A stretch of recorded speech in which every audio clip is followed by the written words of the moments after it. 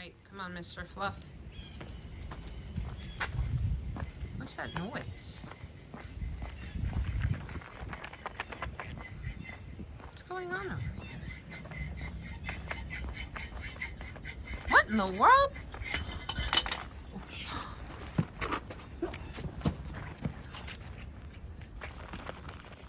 What?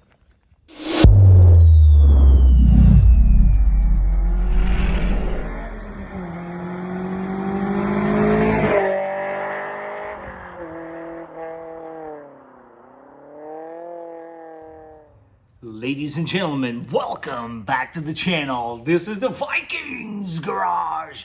And on today's episode, we are once again spending more money in the 4Runner. Man, I make it sound real bad. All joking aside, guys, today I think is actually another one of those pretty important ones.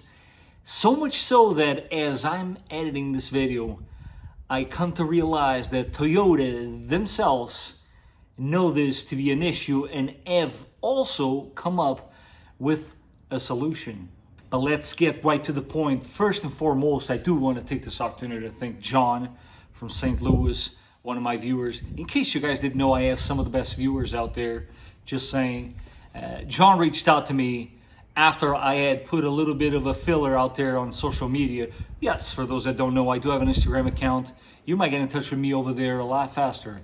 So that being said, I put a filler out there for catalytic converter, not to be confused with Cadillac converters. Imagine if that was a thing. Protective shields. So yeah, that is a thing. It's actually a pretty important thing that does happen more often than you would think. When you go to turn the key and you hear that loud noise, then you will know what I'm talking about. And my heart goes out to you because you, my friend, just fallen victim to a very expensive repair. How expensive? How about $3,000? That's pretty expensive. But for a much smaller amount, we can prevent this or at least slow them down in the process. So do stay tuned. I'm going to show you the option I went with. There's many other ones out there in the market, but this is one of those things I did feel the need to make you guys aware of this in case you were not aware.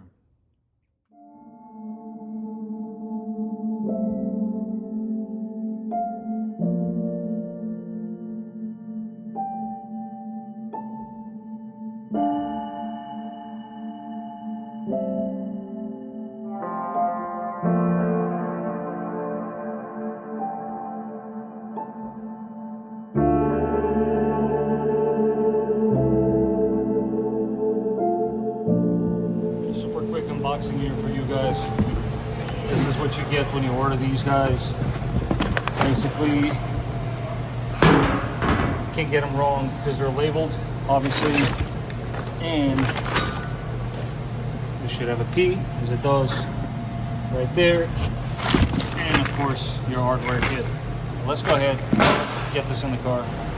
And just like with everything else, once I got all the hardware out of the bag, so what you want to do is you want to split it in obviously two bunches equally, and you do get this little guy in the kit, which is going to be very handy for these guys. Let me go ahead and install one side and I'll show you guys how it looks. As you guys can see, this guy is actually tamper proof for a reason, and you definitely want to use these screws so that you know, the people you're trying to prevent from getting in here don't actually have the tool to get it done. They would have to get through this.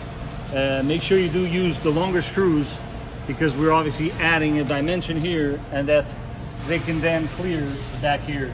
That's basically it. There's really nothing to it. You're going to put a spacer, another washer, another nut. That's all.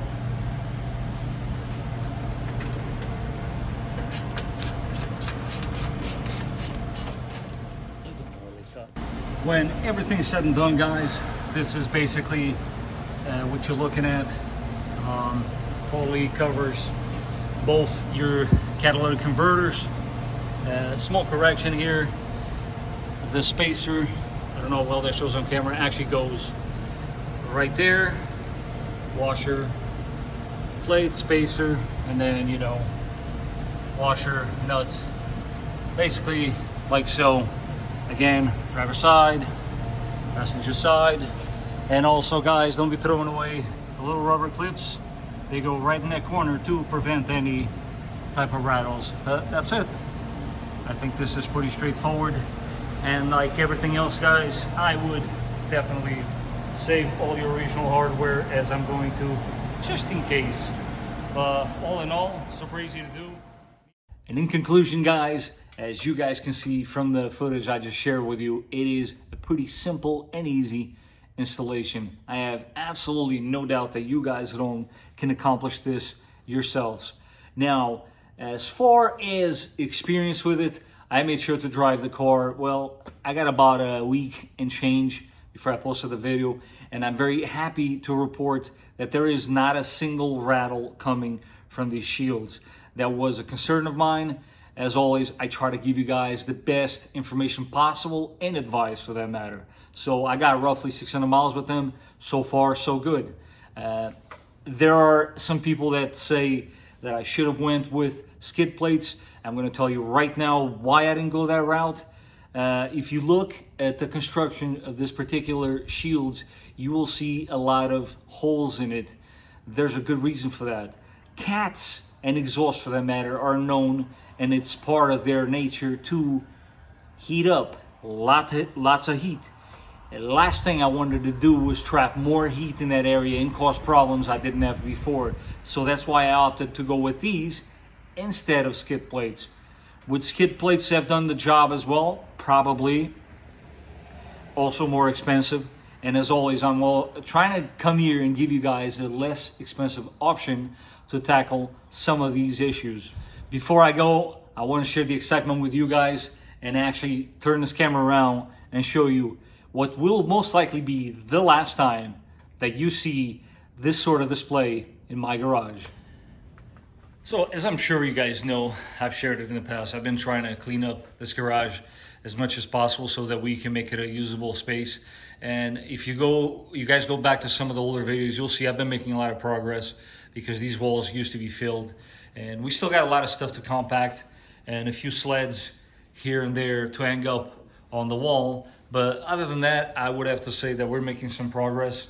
There are one too many bikes here. But aside from that, the point I actually want to make here is I got a buddy of mine coming this weekend, and he is going to tackle something that has been bugging me for the longest time. So if you guys look here, I'm going to zoom in for you.